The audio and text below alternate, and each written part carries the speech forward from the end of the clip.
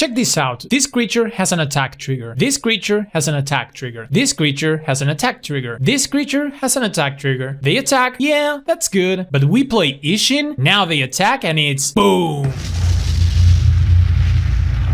Subscribe! What's up everyone, welcome back one more time. You know the deal, we play Historic Brawl.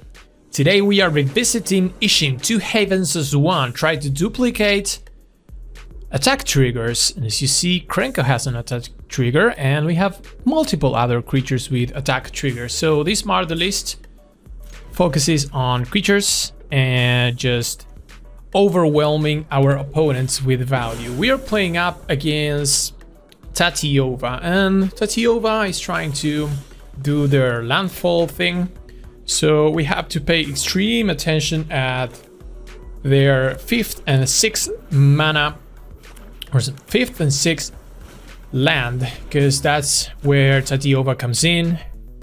Usually is 5th land followed up by Tatyova and a fetch land.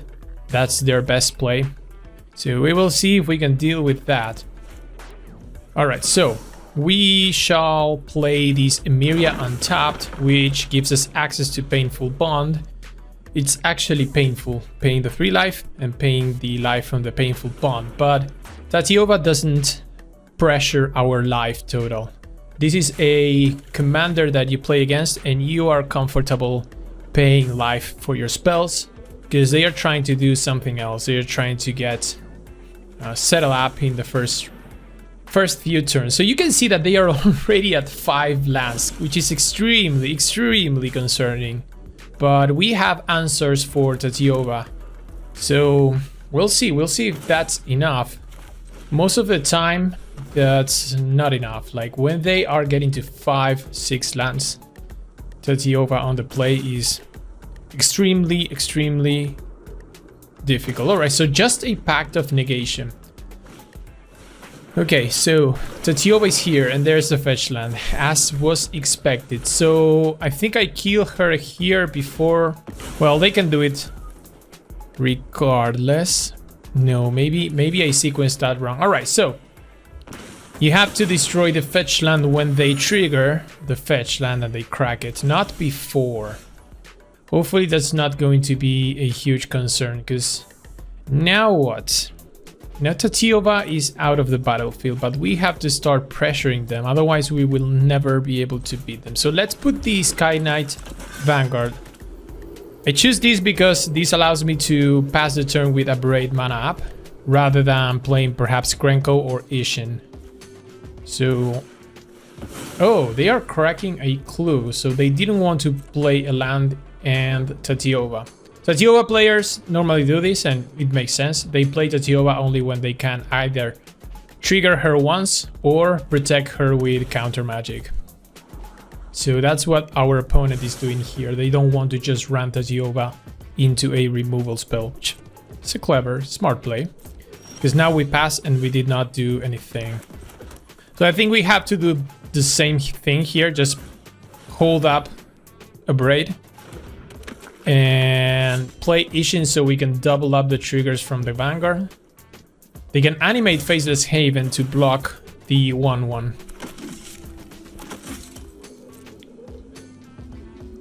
But Isshin triggers twice, so we make 2/1. So opponent does not Faceless Haven, they just pass.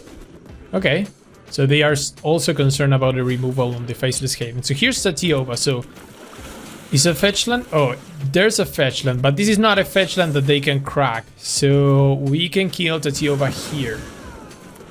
Alright, we are doing it. And we have a board state. A pretty good board state. They are at 25. They win so much life, but a Ganju. So what do we do here? We have Castle Embereth, so we could potentially pump the entire team. I think we just attack, make 2 1/1s again, and probably, wow, actually want to play a Ganjo and Krenko. And I think that they cannot cast a Tioba here because they have 8 mana. Tioba is 9, so they can cast a Tioba, but on an empty board state as well. Oh, okay, so this is too good. This is too good because we have the Vanishing Verse for that. There's a Reliquary Tower, and wow, are we taking them down? Ooh, they were super aggressive with ramp, and we had the exact answers at the exact time. Yeah, we got there. Yes! Yes! We continue to play it with Isshin 2 Havens as 1, facing Muldrotha, which hopefully you have seen my video on Muldrotha. We know how this commander works. So let's see if we can deal with Muldrotha successfully. So we have very nice basic lands and kind of a venture into the dungeon sub-theme in this hand, right? Because we have the Triumphant Adventurer plus the Nadar. Opponent is on Muldrotha plus Gyruda, so they are trying to also reanimate, bring stuff back from their graveyard. So let's keep an eye on their graveyard and maybe hold up removal spells. Farewell is pretty well. Farewell is pretty good to deal with their graveyard, so I feel really safe holding up Farewell in my hand. And now if they don't deal with Adventurer, we can start venturing into the dungeons with double triggers from Isshin, which would be great. I'm concerned about a removal spell, but maybe we have to take the risk here and just run Isshin and see what happens. Okay, double trigger. Ooh, this is great. Oh, this is great. So now that this is attacking on an empty board state, I might as well go through the dungeon of the Mad Mage, right? Like it's the highest upside. Okay, so we gain a life and then Scry. Snarl, I don't need that, so... Because we have Nadar in hand, and if we happen to seek both Nadar and Adventure, we might go through the dungeons at record speed. Alright, Eat to Extinction. Opponent deals with our Isshin, but I think that we can now play the Bugbear and cast Nadar. Just really go through another dungeon, make a treasure. And move to another room with the adventurers, Cry 2. Wow! We are not playing dungeons here. We're not playing Dungeons and Dragons. We're just playing Isshin. It just happens to be a magnificent hunt for us. Alright, 5 mana for them. Puts Gyruda into their hands. So they are actually casting Gyruda next turn. We could Farewell, get rid of their yard, but you know what? Look at this play. We will go through this dungeon like it's nothing. Make skeletons, Scry 3. Let's put everything in the bottom because we are going to be playing free spells, presumably. Draw 3, reveal them, cast them without paying their mana cost. Let's choose the Blade Master instead of the Trespasser. Blade Master triggering with... Wow, this is incredible! Wow, never gone through these dungeons as fast. Okay, come here, Gyruda. Come here. Gyruda's here. Let's see, what do they hit? Forerunners? I think we can take a Forerunners hit, right? Wow. Wow, opponent scoops it up after Forerunners. This was so mind-blowing. Ladies and gentlemen, we continue to play with Isshin 2 Havens as 1, and we are playing up against Illuna. So, you know what Illuna does, and if you don't, well, you're going to learn. Illuna is trying, well, the best build of Illuna, the combo build of Illuna, is trying to deploy a token into the battlefield to mutate Illuna, and their only non-land permanent is Omniscience. Omniscience allows you to cast cards from your hand without paying their mana cost. And when you cascade into Omniscience 100% of the time, then you will be able to play spells for free. And your hand will be comprised of just spells that allow you to deploy threats like creating tokens and drawing many cards. So as long as we keep an eye on the token generation and maybe keep a removal spell for Illuna, sorry, for the token, the normal way you want to fizzle their combo is to remove the creature they are trying to mutate on. And our hand looks great because we have both Swords to Plowshares and a Braid, and still have early action to pressure them.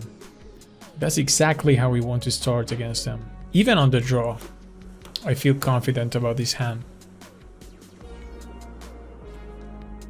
We have the nice Godless Shrine with Eclipse, Painful Bond. So I guess we could attack and just start creating 1/1s. They are suspiciously holding up 4 mana. And I guess they could be putting a token into play and then mutate on the same turn.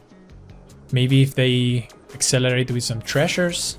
Yeah, like this. So they don't have a token right now to mutate on. If they play the Colony Garden, then they could. Because that's the land that comes in tapped and puts a plant on play. Alright, so no token. And they pass again? Wow. Alright, so we are going to draw cards. This is another deck that does not pressure your life total, so we might as well pay as much life as we want. Draw a couple of creatures. And a Dragon Skull Summit that we can put into the battlefield. Alright, so I'm still concerned about the same thing, which is them putting a token into the battlefield and we missing on the opportunity to kill it. So I guess we keep attacking just with this, right? Eventually this adds up. Yeah, and I think we can just put this Speeder and hold up both Swords to Plowshares and a Braid. Ooh, opponent brainstorms, okay. Alright, they're putting 2 cards back on top of their library. And they cast a Harrow, so they are going to search for 2 basics. Put them on the battlefield. And flip the switch. Alright, so, okay, so they counter this, but note that they are just countering this to generate the 2/2, the creature that they need for Illuna. So I'm going to just kill that.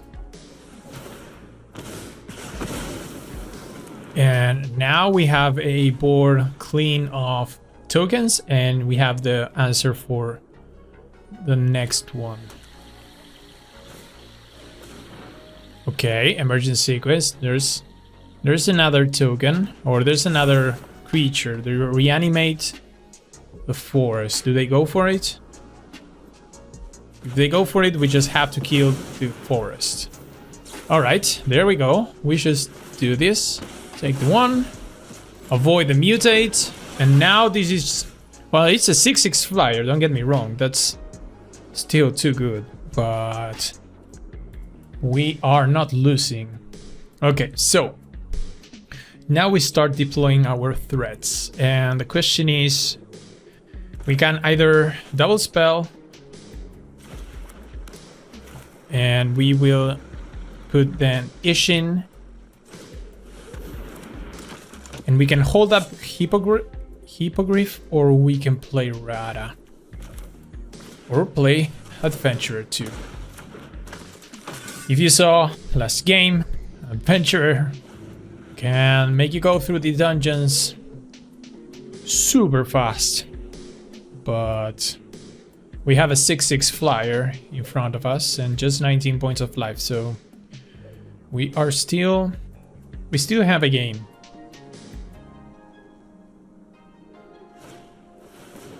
Okay, opponent with the Explore draws a card, puts a Lair of the Hydra and a mountain. Okay, so I don't think they can attack us. That's the good news here, because color guns command. Because if they attack us, they are defenseless for a massive attack from us.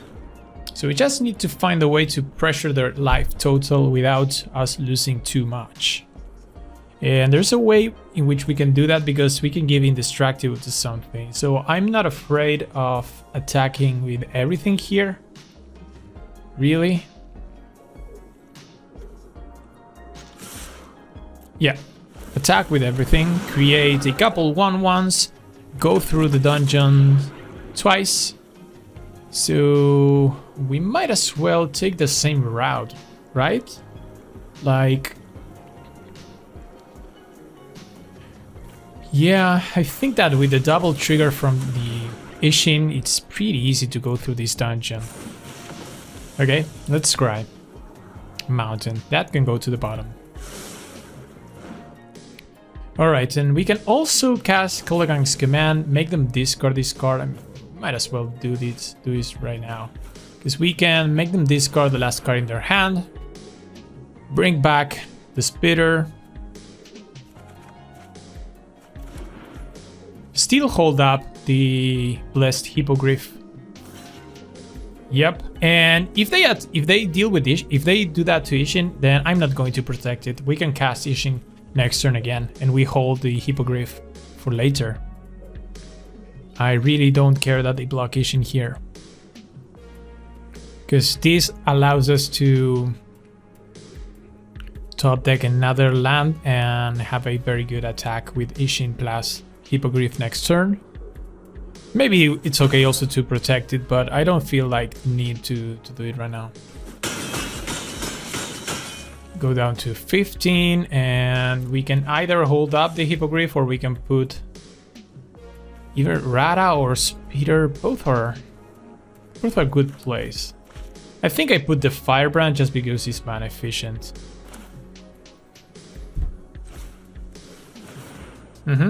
Like that.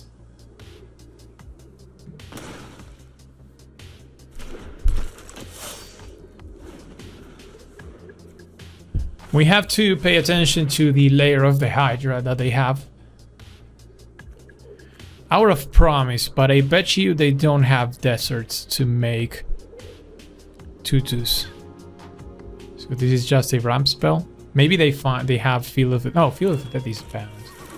What am I saying? There's the Colony Garden. So that's a champ blocker. Oh, we can disable that with Rada. Because Rada can make the 0/1 not block. So never mind about that.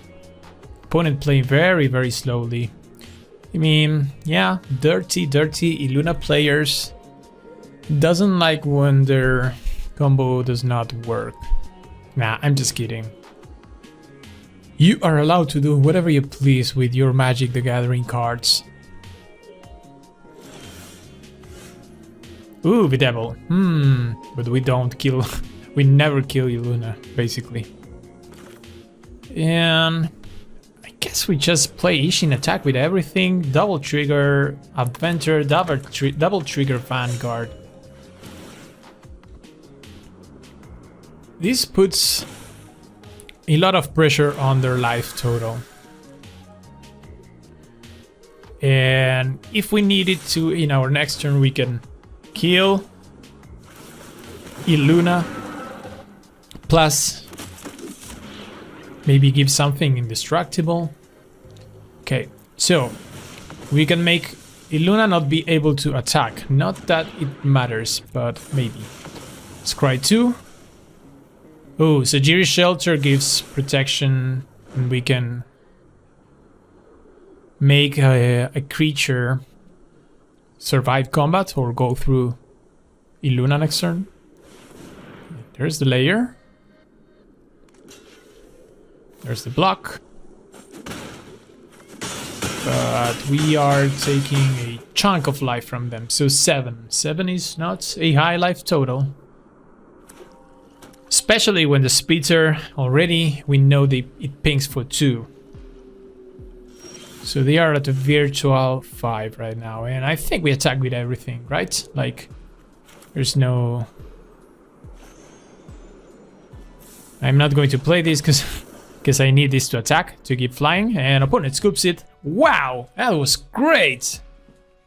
This will be our last round, playing with Isshin 2 Heavens as 1, up against Omnath, Locust of the Royal. So Mardu versus Timur. Opponent goes first. Not so sure what advice to give you about Omnath. Most of the time it's like a landfall.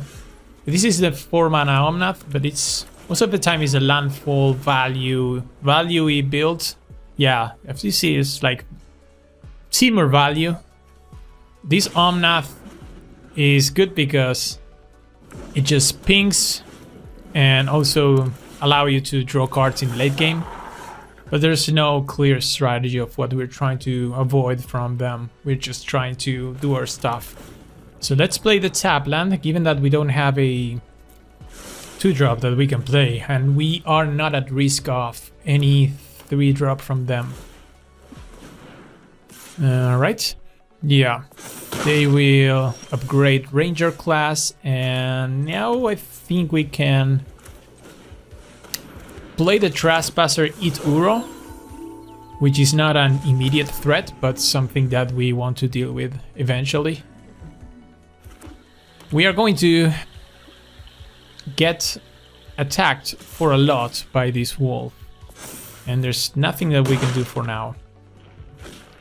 Working towards Isshin plus Olivia, so maybe we are supposed to champ block with the Trespasser at some point, just so the Olivia can bring it back. Our opponent triggers nighttime.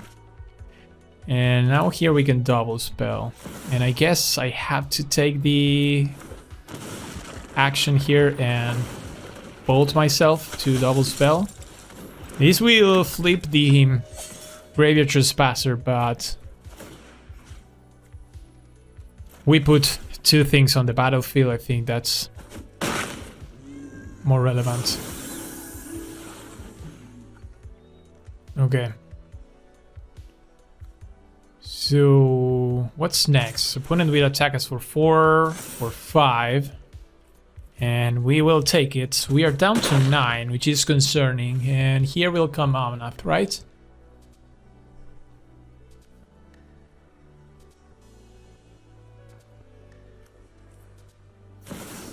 Yep. Omnath pings us for 1. Oh, Goldspan. Ah, what a broken card, because this gives us 4 tokens, 4 treasure tokens with...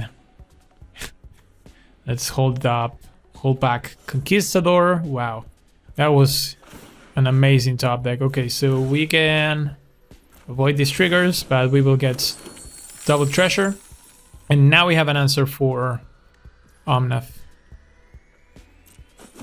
We are at 8, so there's a risk that they untap, remove Conquistador, and find 2 more damage because they can attack us for 6 next turn.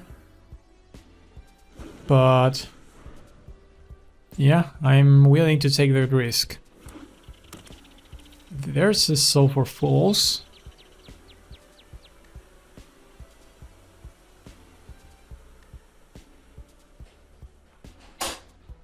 And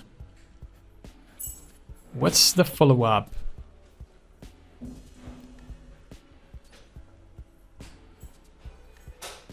Opponent is on the tank. Ledger Shredder, that's not too concerning. A Mystic, the trigger, the Ledger Shredder. That's not too concerning either.